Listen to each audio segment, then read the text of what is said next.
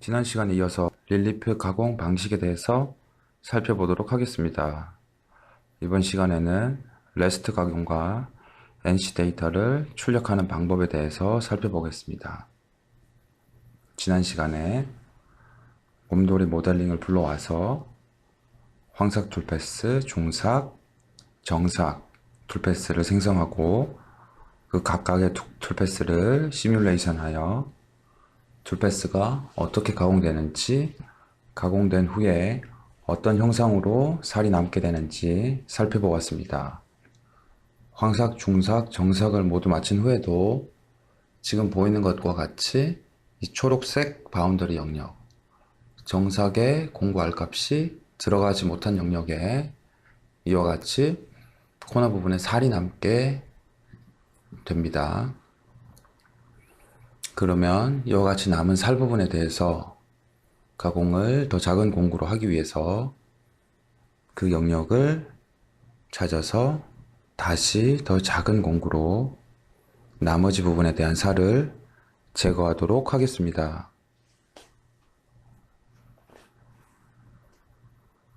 지난 시간에 작업하였던 곰돌이 파일입니다.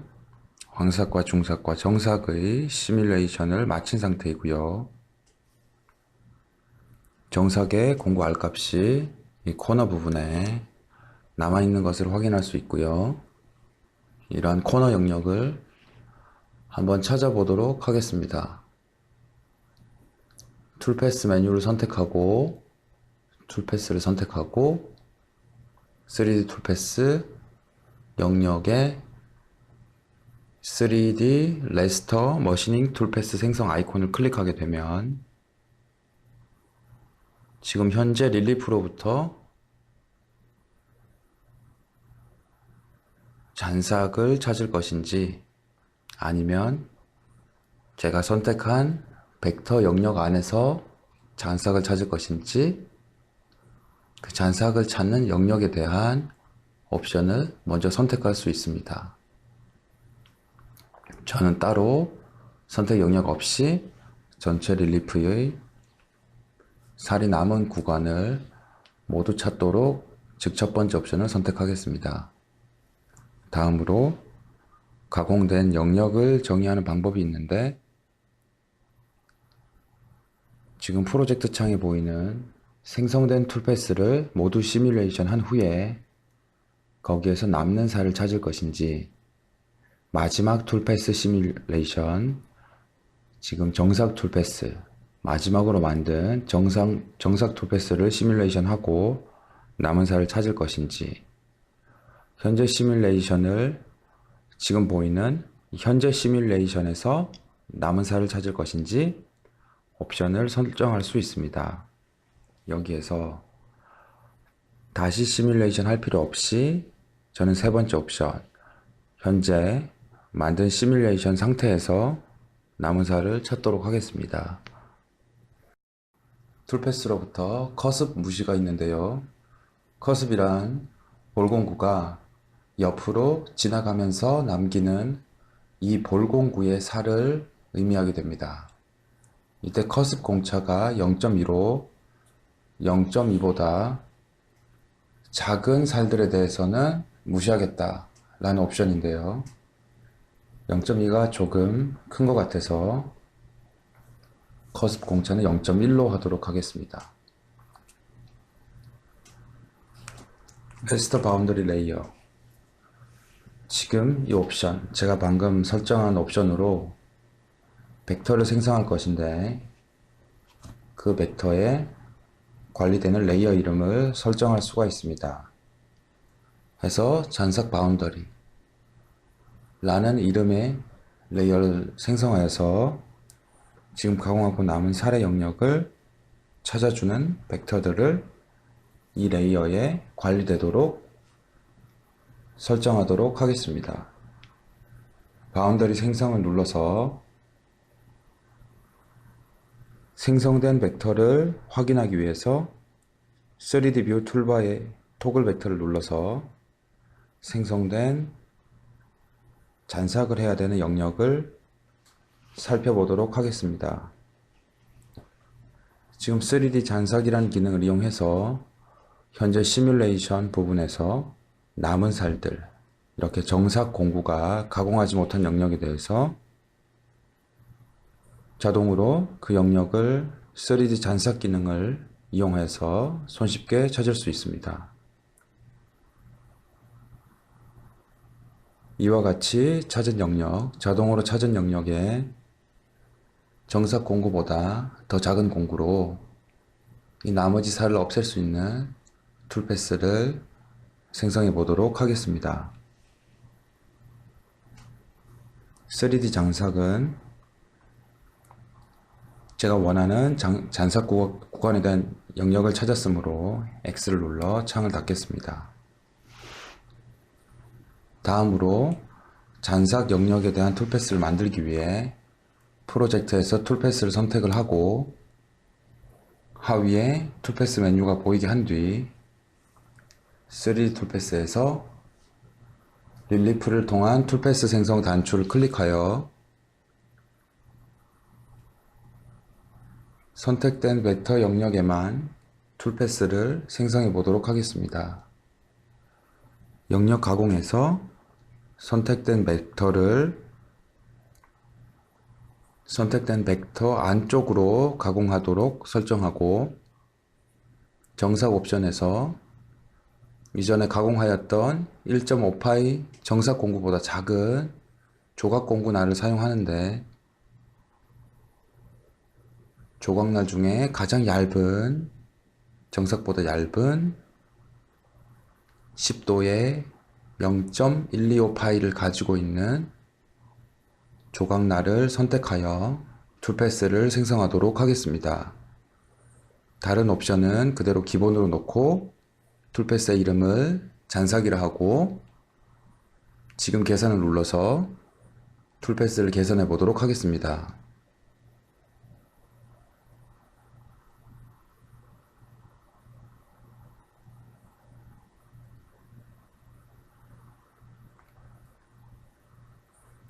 지금 보시는 것과 같이 살이 남았었던 구간에 대해서 지금 툴패스를 만들어 보았고요. 다음으로 시뮬레이션을 하여 이 살이 얼마만큼 가공이 됐는지 확인해 보도록 하겠습니다.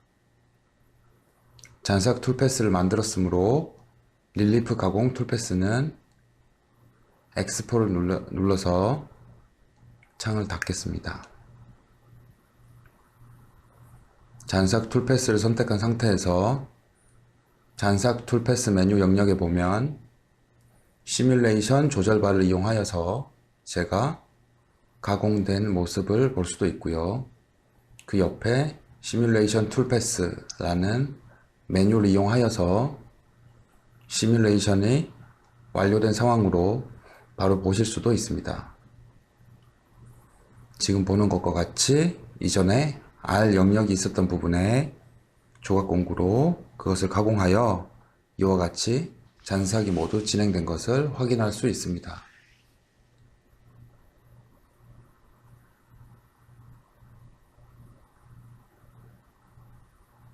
이렇게 모델을 불러와서 황삭, 중삭, 정삭, 잔삭의 순으로 보통 가공이 진행되는데요.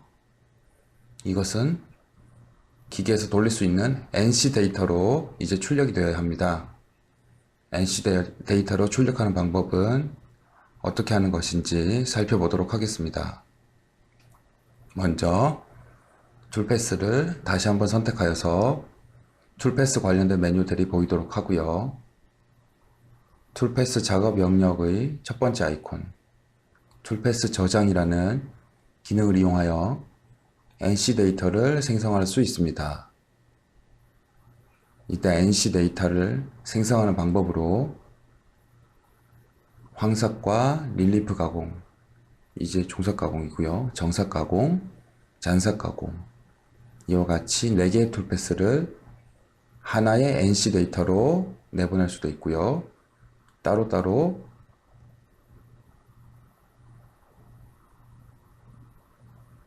자동 공구 교환 장치인 ATC가 지원된다면 공작 기계에서 만약 지원이 된다면 이 4개의 툴패스를 하나의 툴패스로 묶을 수도 있고요.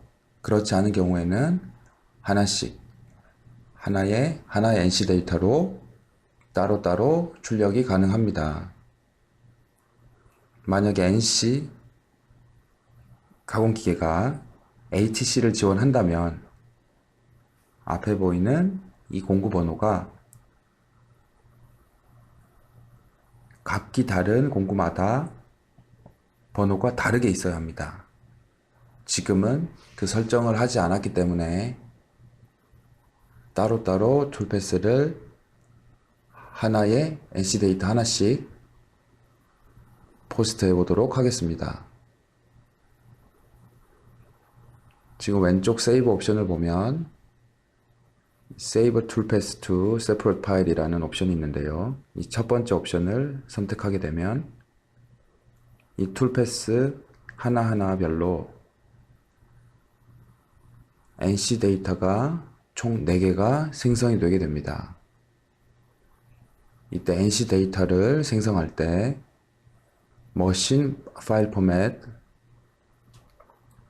이 포맷을 살펴보게 되면 굉장히 많은 포맷 중에 하나로 선택하여 내보낼 수 있습니다. 이것은 지금 현재 출시되어 있는 공작 기계에 대한 이 NC를 읽을 수 있는 언어로서 변환할 수 있는 중간 번역 장치라고 생각을 하셔도 되고요. 가장 많이 보편적으로 사용되고 있는 환학 시스템으로 저는 선택을 하고요. NC 데이터를 출력하도록 하겠습니다.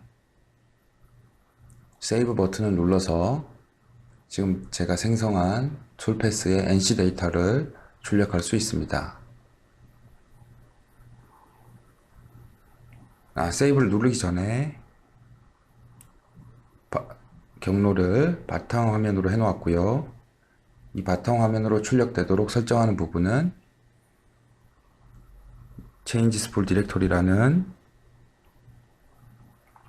이 옵션 창에서 원하는 위치를 설정해 주실 수 있습니다.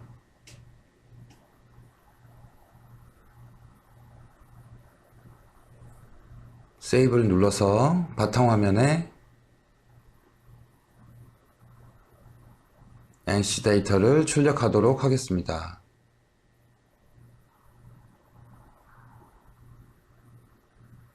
취소를 눌러서 툴패스 저장 창을 닫도록 하겠습니다. 바탕화면에 살펴보게 되면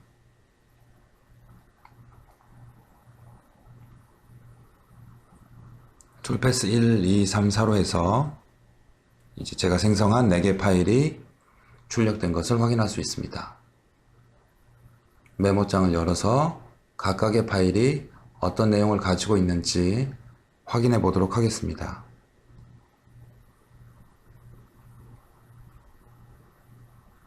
환학 계열로 해서 G코드로 NC 데이터가 생성된 것을 확인할 수 있습니다.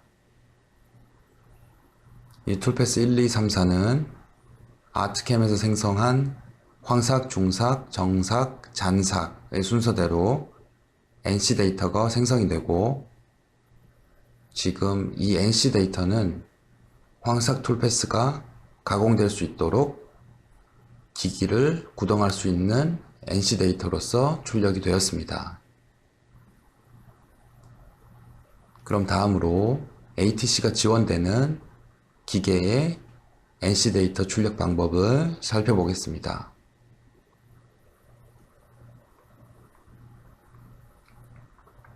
다시 아트캠 창으로 돌아가서 툴패스를 저장하는 아이콘을 살펴보면 공구 번호가 일정하게 되어서 첫 번째 옵션에 선택이 되어 있지 않으면 세이브를 눌렀을 때 이와 같이 공구가 다른데 같은 번호를 쓰고 있어서 출력을 할 수가 없다 라고 뜨게 됩니다. 확인을 누르고 공구 번호를 다시 설정해서 하나의 NC 데이터로 출력해 보도록 하겠습니다. 툴패스 저장 창에 취소 버튼을 눌러서 창을 닫고요. 다음으로 툴패스 각각의 공구 번호를 다시 설정하도록 하겠습니다. 툴패스 순서에 따라서 첫 번째 툴패스는 공구 번호 1번을 사용하고, 두 번째 툴패스는 2번, 세 번째 정삭은 3번, 잔삭은 4번의 공구로 사용하도록 설정을 변경해 보도록 하겠습니다. 황삭은 1번 공구로 설정이 되어 있으므로 넘어가도록 하고요. 두 번째 릴리프 가공, 중삭 툴패스를 선택을 해서 2번으로 공구 번호를 변경하도록 하겠습니다. 공구 번호를 변경하기 위해서 그 값을 편집해야 되는데, 릴리프 가공 툴패스를 선택하게 되면 고칠 수 있는 변수가 이름과 안전 높이, 그리고 시작점, 포지션, 그리고 A축 각도에 대해서 이 변수들만 변경할 수 있습니다. 이것은 기본적인 변수에 대한 편집이 가능한 부분이고요. 릴리프 가공 앞에 있는 이 삼각형 버튼을 눌러서 보면 3파이 볼 공구에 대한 정삭 툴패스 개체를 또 편집을 할 수가 있습니다. 이 볼로즈 3mm 정삭 툴패스를 선택을 하고 아래쪽을 살펴보게 되면 그 이름을 다시 편집을 할 수가 있고, 공구 이름을 편집을 할 수 있고, 다음으로 공구 번호를 변경을 할 수 있습니다. 여기에서 공구 번호를 제가 2번으로 설정을 하고 적용을 눌러서 NC 데이터에 2번으로 출력되도록 설정하도록 하겠습니다. 다음으로 정삭 가공 툴패스도 같은 방법으로 하위의 메뉴 툴패스를 선택하고 볼로즈 1.5mm 정삭을 선택한 후에 공구 번호를 상으로 변경하고 적용을 눌러서 정삭 가공 툴패스의 공구 번호는 3번으로 설정하였습니다. 나머지 잔삭 가공의 툴패스를 선택하고 공구 번호를 4번으로 선택하여 적용을 눌러 코니컬 공구를 사용한 이 잔삭 툴패스의 공구 번호가 4번이 되도록 설정하였습니다. 다시 한번 툴패스를 선택하여 그 값이 변경이 제대로 되었는지 확인을 해보고, 원하는 대로 지금 변경이 되었으므로 다시 툴패스 이 메뉴를 선택을 하여서 전체적인 툴패스 기능들을 볼 수 있도록 하고, 툴패스 작업 영역 첫 번째 아이콘, 툴패스 저장 아이콘을 클릭하여 공구 번호가 제대로 설정이 되었는지 확인해 봅니다. 다음으로 공구 번호가 제대로 설정되었다면 세이브 버튼을 눌러서 하나의 툴패스로 생성할 수가 있게 됩니다. 취소를 눌러서 툴패스 저장 창을 닫도록 하고요. 바탕화면에서 방금 생성한 NC 데이터를 살펴보도록 하겠습니다.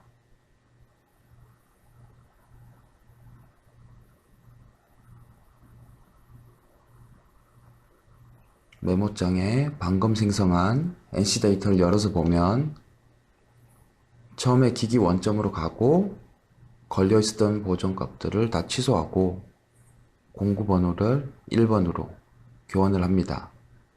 그리고 가공을 쭉 하고 컨트롤 F를 누르게 되면 제가 검색하고자 하는 단어를 입력하여서 그 내용을 찾을 수가 있게 되는데요. T 값이 출력된 위치를 찾기 위해서 찾을 내용에 T를 입력하도록 하고 다음 찾기를 눌러서 다음 부분을 확인해 보도록 하겠습니다. 황삭 툴패스가 끝났고 두 번째 툴패스를 가공하기 위해 두 번째 공구를 불러와서 다시 가공을 하고 있는 것을 확인할 수 있습니다. 다음으로 다음 찾기를 눌러서 T2번 공구가 가공이 끝난 후에 T3번으로 교환을 하고 또 다음 이러한 정삭 툴패스를 가공을 하게 되고 또 다음 찾기를 눌러서 보게 되면 T4번으로 교환하여 잔삭 가공을 진행하는 것을 하나의 NC 데이터로 뽑혀진 지금 이 데이터로부터 T 번호를 확인하여서 이 NC 데이터는 공구 교환을 하여서 한 번에 황삭부터 중삭, 정삭, 잔삭까지 가공할 수 있는 NC 데이터임을 확인하였습니다.